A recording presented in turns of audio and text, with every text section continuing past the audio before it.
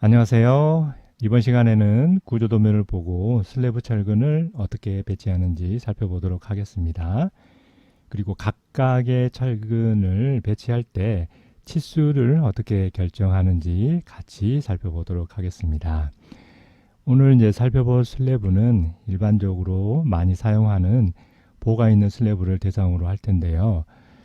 이처럼 기둥이 있으면 기둥을 연결하는 큰 보로 내면을 지지를 하고 있는 이방향 슬래브와 이방향 슬래브의 가운데에 작은 보를 배치를 해서 슬래브의 형태를 길쭉하게 만든 일방향 슬래브를 대상으로 살펴보도록 하겠습니다. 이방향 슬래브나 일방향 슬래브는 하중이 전달되는 경로가 두 방향으로 전달이 되느냐 아니면 한 방향으로 전달이 되느냐에 따라서 이름을 구분하는 걸로 생각하시면 될 것 같습니다. 이처럼 일방향 슬래브가 있다고 할 때 슬래브의 하중이 전달되는 경로는 빨간색으로 표시된 화살표처럼 전달이 된다고 볼 수가 있는데요. 일방향 슬래브와 이방향 슬래브를 구분하는 기준을 살펴보면 우리는 관례적으로 긴 변 방향을 Y방향으로 표기를 하고 짧은 쪽 방향을 X방향으로 표기를 하기 때문에 일방향 슬래브의 조건은 긴 변의 길이가 짧은 변의 길이의 2배를 초과하는 경우, 이처럼 길다란 형태로 슬래브가 만들어지면 우리가 일방향 슬래브로 구분을 하게 됩니다. 이처럼 일방향 길다란 형태가 되면 그러면 하중이 대부분 그림에서 볼 수 있는 것처럼 짧은 쪽 방향으로 대부분의 하중이 전달이 되기 때문에 그래서 한 방향으로 전달이 되기 때문에 일방향 슬래브라고 얘기를 할 수 있습니다. 철근을 배근을 할 때는 일방향 슬래브나 이방향 슬래브나 큰 차이는 없기 때문에 거의 대부분 같은 방식으로 배치된다라고 이해하시면 될 것 같습니다. 달라지는 부분이 한 부분이 있는데요. 그 부분은 뒤에서 말씀드리도록 하겠습니다.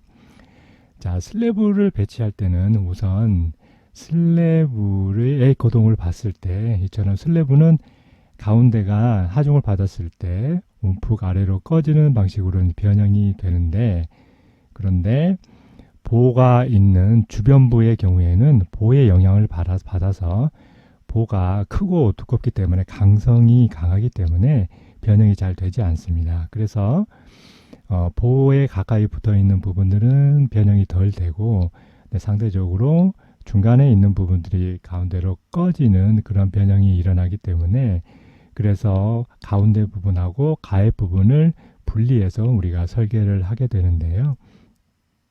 이처럼 가운데에 움푹 꺼지는 부분을 우리가 중간대라고 하고 그리고 보의 영향을 받아서 크게 변형이 일어나지 않는 부분들을 주열대라고 지칭을 합니다.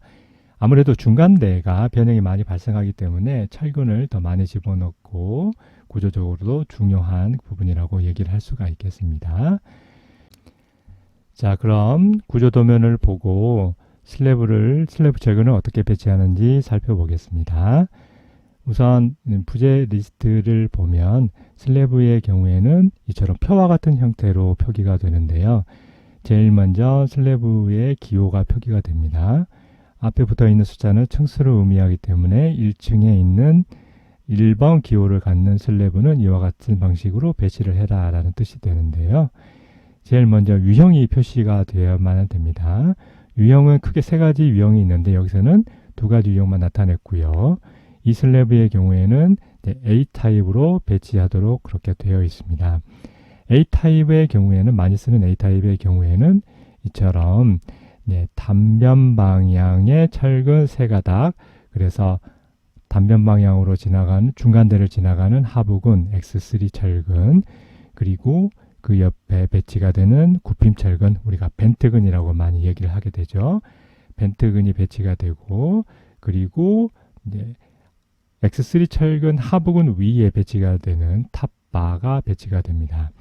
그래서 중간대 단면 방향으로 중간대를 지나가는 세 가지 유형의 철근이 있고 주열대의 경우에도 상부근에 해당하는 X4 철근, 하부근에 해당하는 X5 철근 두 가지가 배치가 돼서 이처럼 각각 세 가지, 두 가지 유형의 철근이 이제 배치가 되는 형태가 되는 것이죠.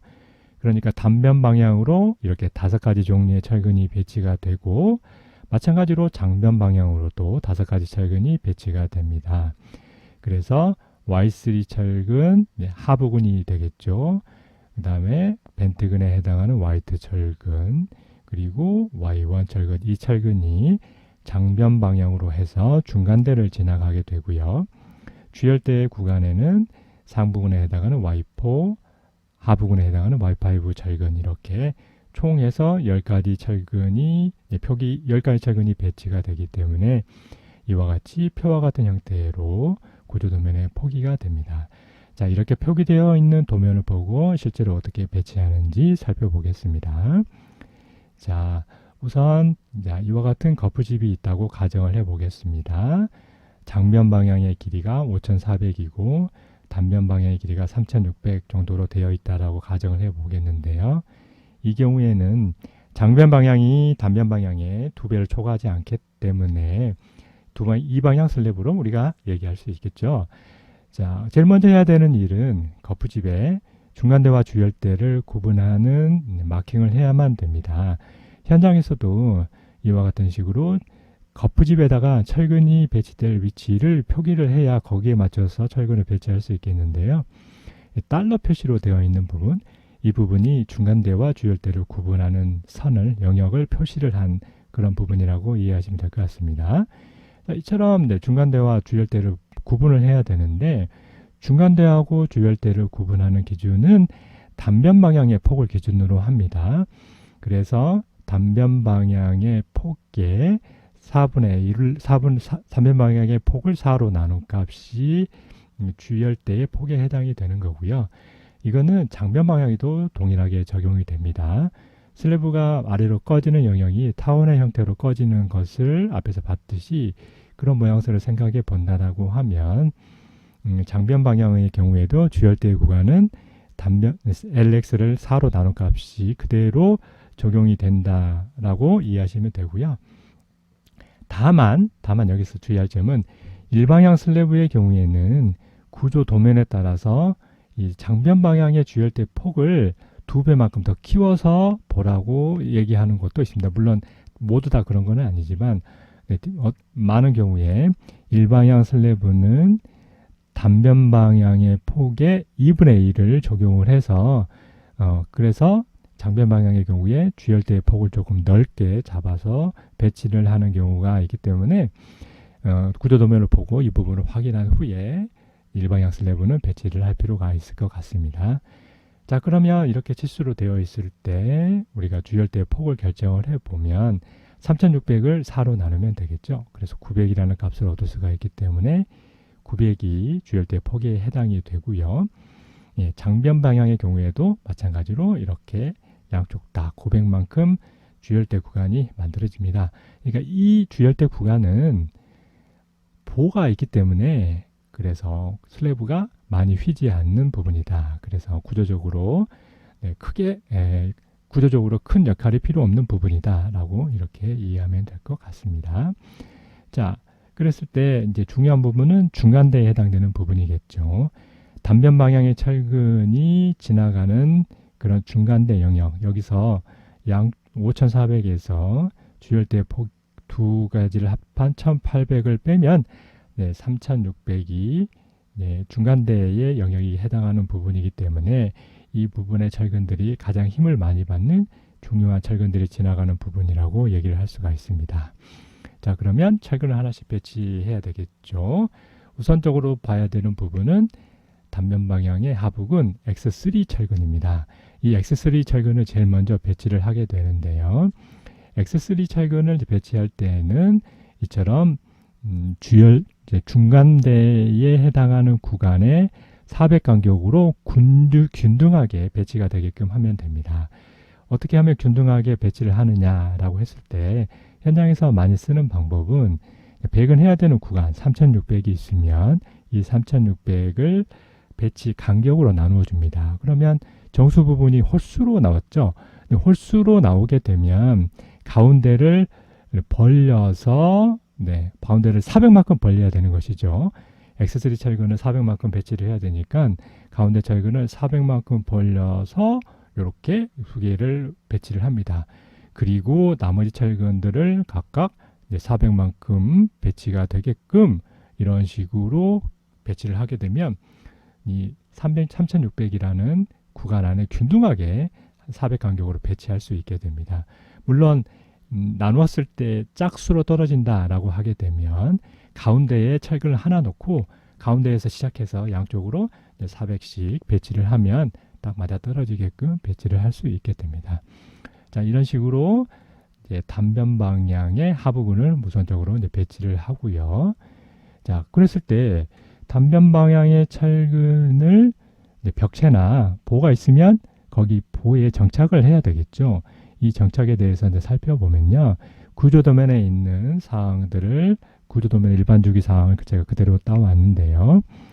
자, 슬래브의 철근은 상부근의 경우에는 인장력을 받기 때문에 그래서 표준 갈고리를 만들고 표준 갈고리를 갖는 인장 2형 철근의 정착 길이를 구해서 그만큼 삽입을 해주면 됩니다.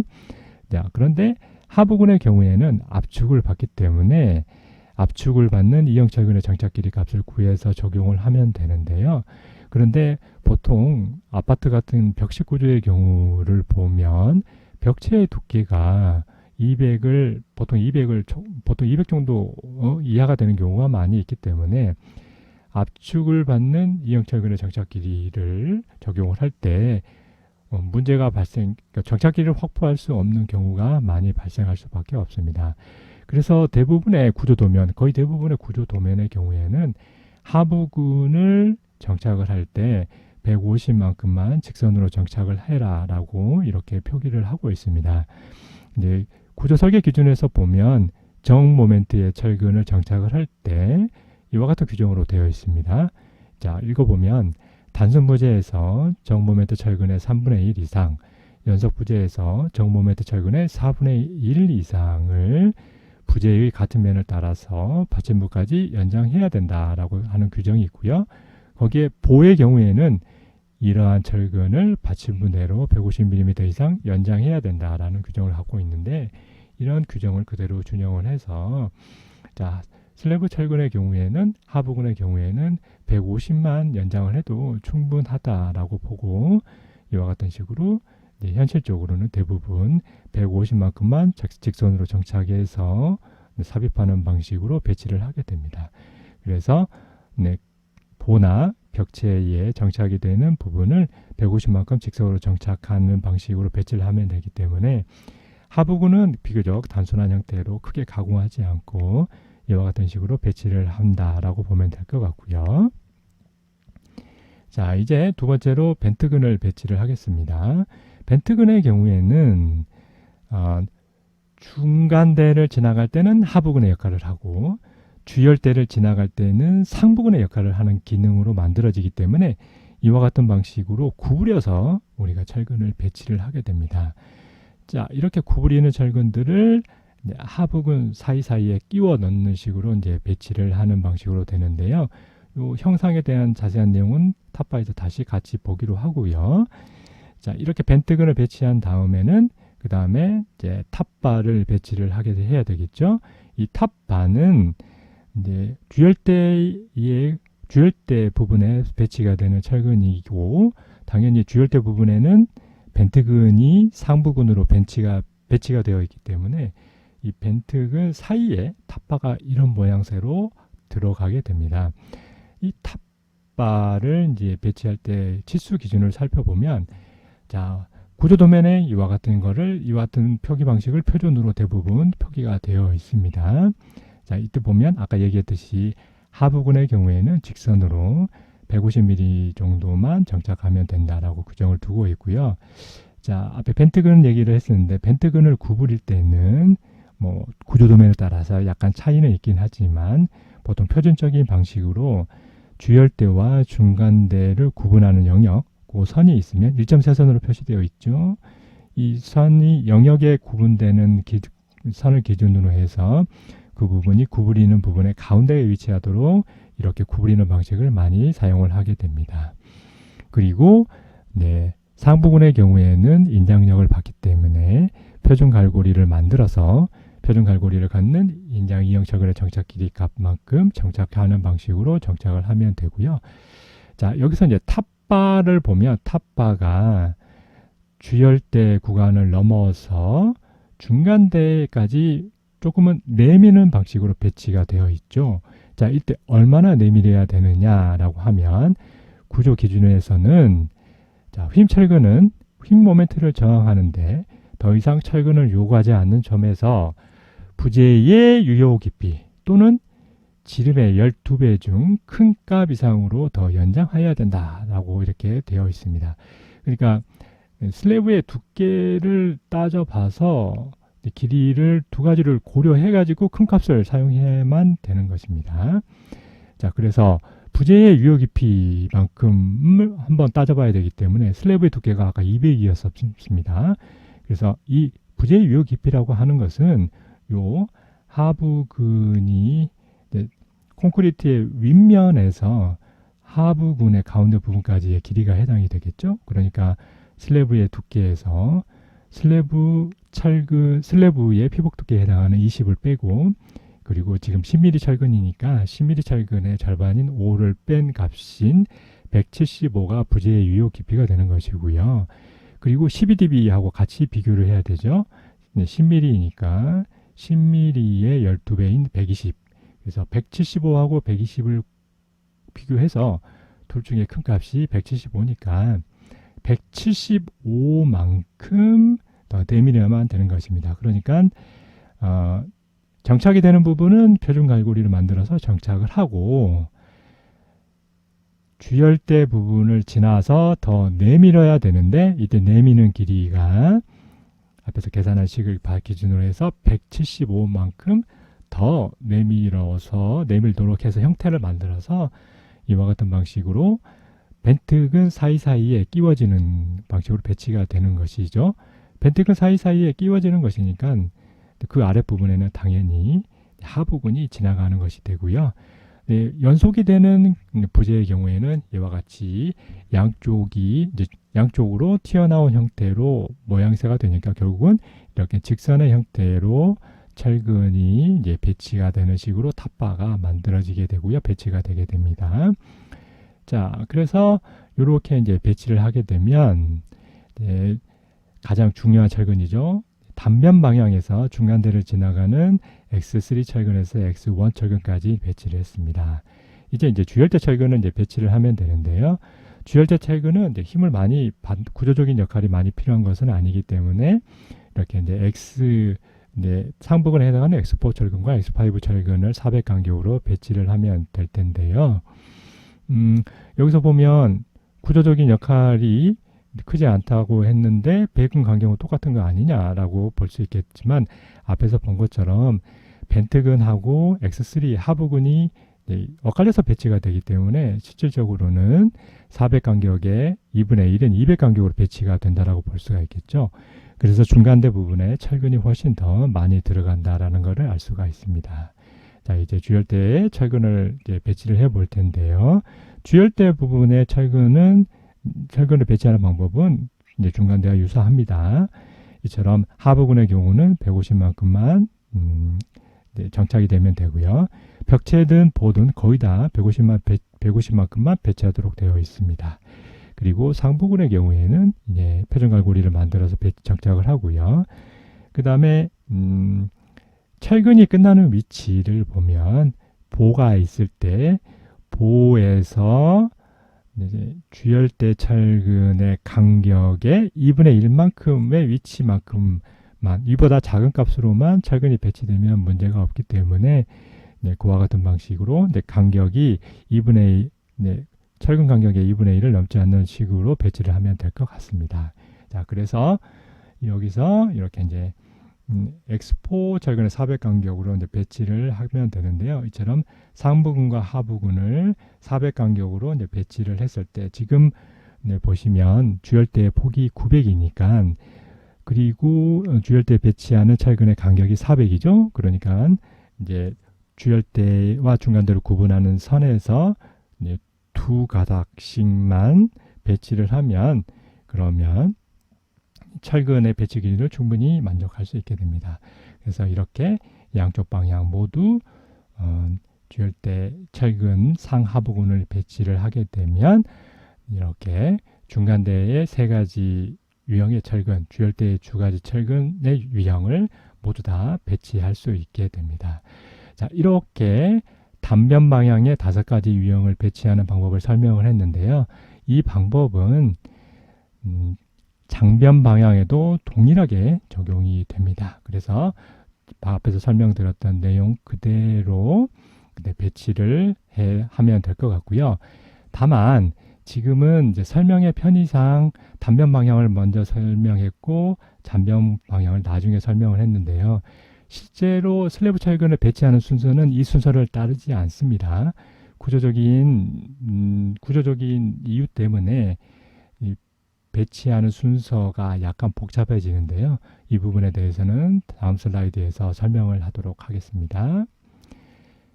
자, 지금까지 이제 구조 도면을 보고 슬래브 철근을 어떻게 배치하는지 그리고 각각의 철근들의 치수는 어떤 기준을 따르는지에 대해서 살펴봤습니다.